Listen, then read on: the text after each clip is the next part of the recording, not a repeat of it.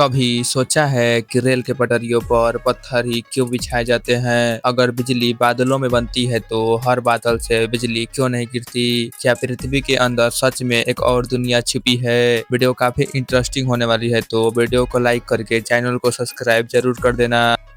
Fact number 1। Rail की पटरियों पर पत्थर ही क्यों बिछाए जाते हैं? आखिर मिट्टी, सीमेंट या सिर्फ कंक्रीट का इस्तेमाल क्यों नहीं किया जाता? रेल के पटरियों के नीचे जो नुकीले पत्थर बिछाए जाते हैं उन्हें बैलेस्ट कहा जाता है। ये सिर्फ जगह भरने के लिए नहीं होते बल्कि पूरी रेलवे लाइन की मजबूती इन्हीं पर टिकी होती है। पहला कारण, वजन को बराबर बांटना। जब हजारों टन वजन वाली ट्रेन गुजरती है तो उसका पूरा दबाव सीधे पटरियों पर पड़ता है। बैलेस्ट इस दबाव को चारों तरफ फैला देता है जिससे जमीन धंसती नहीं और पटरी अपनी जगह पर बनी रहती है। दूसरा कारण, पटरियों को हिलने से रोकना। ट्रेन की रफ्तार और कंपन के कारण पटरियां इधर उधर खिसक सकती है। नुकीले पत्थर आपस में इस तरह फंस जाते हैं कि वे पटरियों को मजबूती से पकड़कर रखते हैं। तीसरा कारण, बारिश का पानी जमा हो जाए तो मिट्टी नरम हो जाती है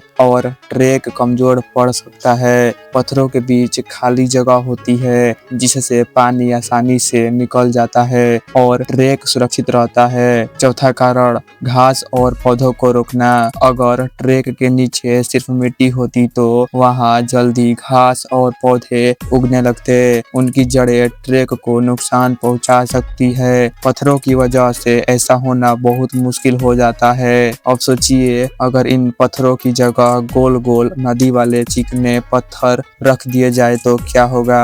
ऐसा नहीं किया जाता क्योंकि चिकने पत्थर आसानी से लुढ़क जाते। इसलिए रेलवे हमेशा नुकीले और खुरदरे पत्थरों का इस्तेमाल करती है ताकि वे आपस में मजबूती से लॉक हो जाए। Fact number 2।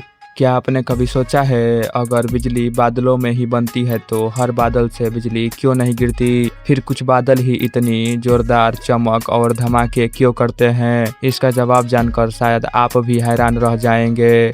असल में आसमान में दिखने वाले सभी बादल एक जैसे नहीं होते। कुछ बादल सिर्फ पानी की छोटी छोटी बूंदों से बने होते हैं जबकि कुछ बादल बहुत ऊंचे, घने और तूफानी होते हैं। यहीं से शुरू होता है बिजली बनने का असली खेल। जब एक बड़ा तूफानी बादल बनता है तो उसके अंदर तेज हवा ऊपर और नीचे लगातार घूमती रहती है। इस दौरान पानी के बूंदे, बर्फ के टुकड़े और ओले आपस में बार बार टकराते हैं। इन टक्करों की वजह से बादल के अंदर इलेक्ट्रिक चार्ज जमा होने लगता है। धीरे धीरे बादल का ऊपरी हिस्सा पॉजिटिव चार्ज और निचला हिस्सा नेगेटिव चार्ज से भर जाता है। लेकिन सिर्फ चार्ज बन जाना ही काफी नहीं होता। जब यह चार्ज बहुत ज्यादा बढ़ जाता है और हवा भी उसे रोक नहीं पाता तब अचानक वह ऊर्जा एक जबरदस्त चमक के रूप में निकलती है। इसी को हम बिजली गिरना या लाइटिंग कहते हैं। यही कारण है कि हर बादल में इतना ज्यादा चार्जिंग नहीं होती। छोटे या सामान्य बादलों में चार्ज बहुत कम होता है इसलिए वहाँ बिजली नहीं गिरती। यानी बिजली बनने के लिए सिर्फ बादल नहीं बल्कि सही ऊंचाई, तेज हवाएं, बर्फ के कण और बहुत अधिक चार्ज, इन सभी का होना जरूरी है। Fact number 3। क्या होगा अगर मैं कहूँ कि जिस पृथ्वी पर हम रहते हैं उसके अंदर भी एक पूरी दुनिया छिपी हो? एक ऐसी दुनिया जहाँ विशाल गुफाएं हो, अनजाने जीव हो और शायद कोई सभ्यता भी।